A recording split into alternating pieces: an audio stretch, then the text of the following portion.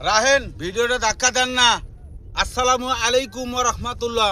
প্রিয় অনলাইনবাসী, আমি আলিমউদ্দিন তোমাদের ভালোবাসি। প্রিয় অনলাইনবাসীরা দেখেন, আমি এমন একটা উন্নত জায়গার মধ্যে আসছি, আমাদের জন্মভূমি, বাড়ি আমার কুড়িগ্রাম জেলা, উপজেলা নাগেশ্বরী, কুটি বামনডাঙ্গা ইউনিয়ন আমার বাড়ি। দয়া করে আমার বাড়িতে এসে একটু সাপোর্ট করে দেবেন। কেমন করে, এই যে দেখেন কীরকম আমার দরিদ্র ইউনিয়ন।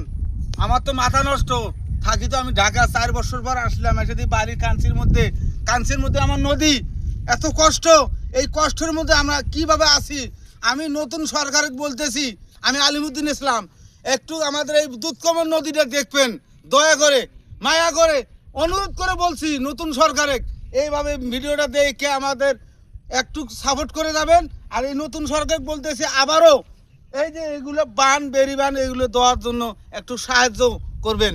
আর আমি নতুন ইউজার, আমি তো মানুষকে সাপোর্ট করতে পারি না, আর কথাও বলতে পারি না ঠিক মতন, মূর্খ মানুষ, ডাইনবাও কিছু বুঝি না, কথায় বুঝি না।